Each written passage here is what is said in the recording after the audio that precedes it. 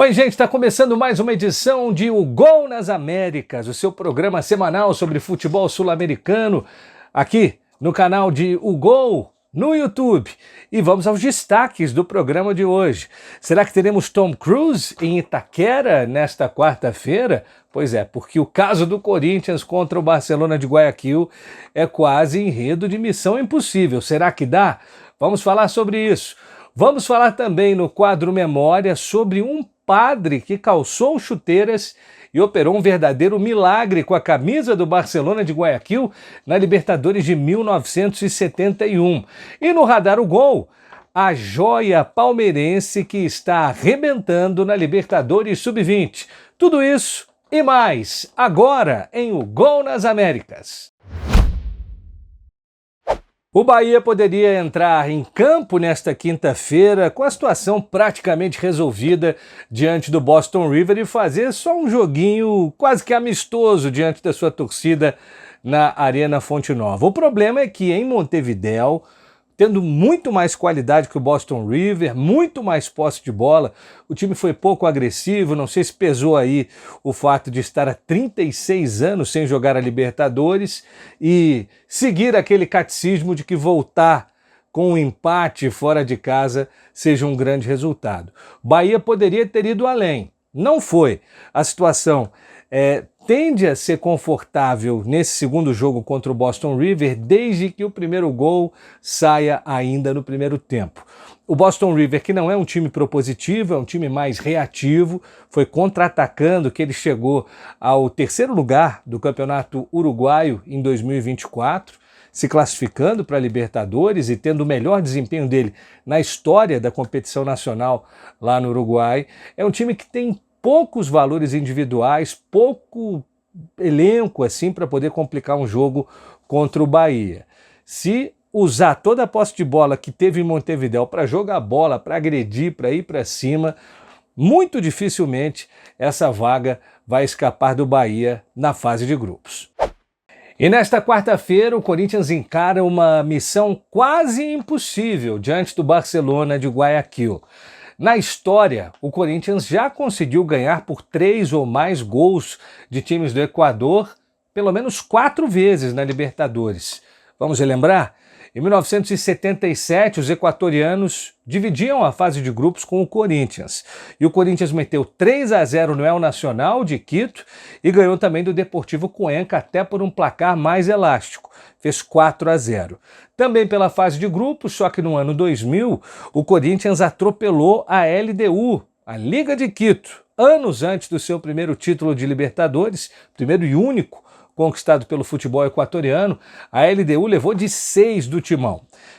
Mais recentemente, também ganhou de um equatoriano por 3-0 no ano do título.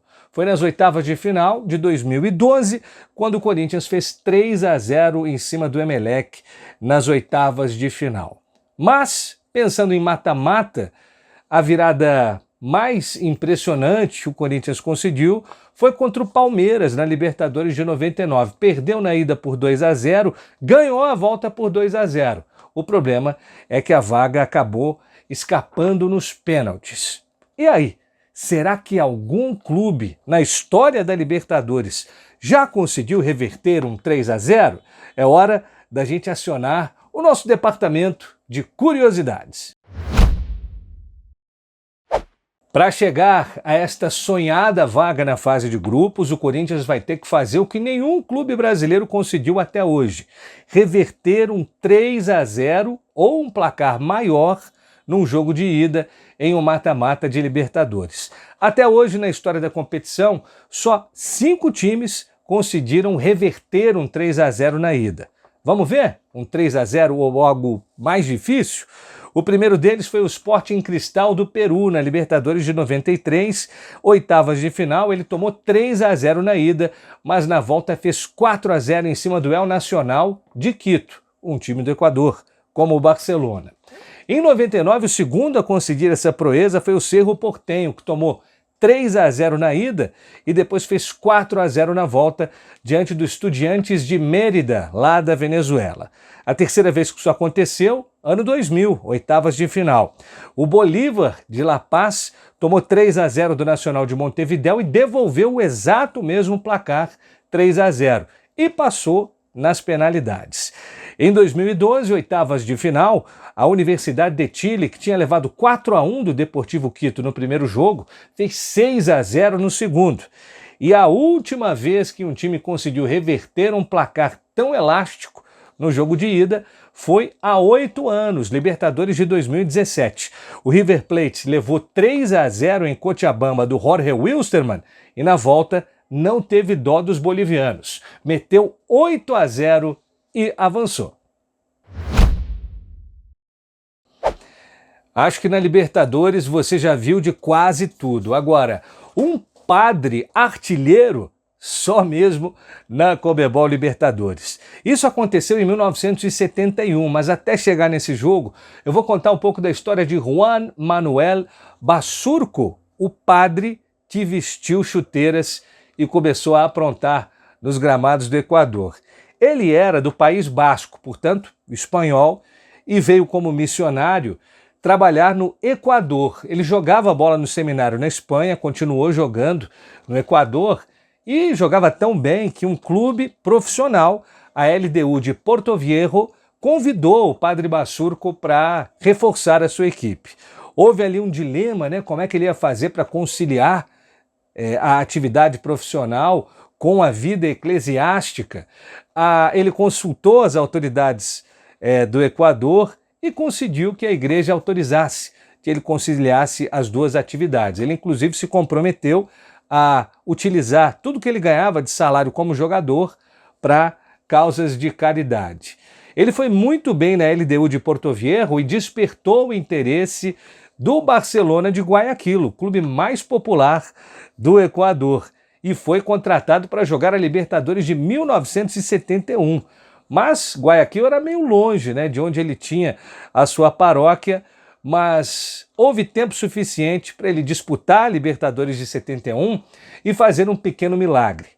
O time do Barcelona foi até La Plata enfrentar o até então tricampeão da América, o Estudiantes, de Carlos Bilardo e companhia, e, acredite se quiser, com um gol de Juan Manuel Basurco, o padre de chuteiras, no cruzamento de Alberto Spencer, o maior artilheiro da história da Libertadores, o Barcelona foi o primeiro clube na história da Libertadores a vencer o até certo ponto violento Estudiantes jogando em La Plata. Esse jogo ficou conhecido como a façanha de La Plata e como estava muito difícil conciliar as atividades, tanto na igreja quanto com a sua equipe em Guayaquil, o padre Juan Manuel Basurco pendurou as chuteiras no mesmo ano dessa incrível façanha que só a Libertadores poderia proporcionar.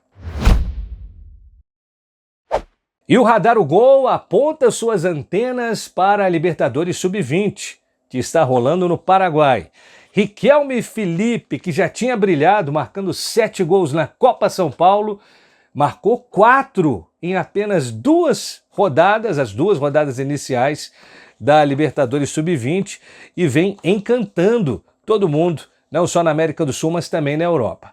O atacante, um atacante de lado, habilidoso, com bastante arrancada, bastante explosão, já foi inclusive procurado para ir para o Nottingham Forest da Inglaterra. Na ocasião, a proposta dos ingleses foi de 6 milhões de euros por 80% dos direitos econômicos do jogador. O Palmeiras negou, não é bobo nem nada, né? Estendeu esse contrato, que vai até março de 2028, e instituiu uma multa rescisória no valor de 100 milhões de euros. Riquelme Felipe já foi campeão sul-americano sub-17 com a seleção brasileira em 2023 e está cada vez mais presente no Radar o Gol. O moleque é fera e em breve a gente vai vê-lo jogando no time de cima, onde já andam brilhando outros nomes da base, como Alan Elias, como Thales, como Luigi e, claro, o mais incrível de todos eles, o garoto Estevão. O Gol nas Américas vai ficando por aqui, mas anote na agenda, dia 17 de março, segunda-feira, tem o sorteio da tão esperada fase de grupos da Conmebol Libertadores e você vai ter a melhor cobertura, todos os detalhes em ogol.com.br e, claro, nos nossos programas e podcasts. Continue ligado, eu sou Eduardo Monsanto, um grande abraço, a gente se vê semana que vem. Tchau!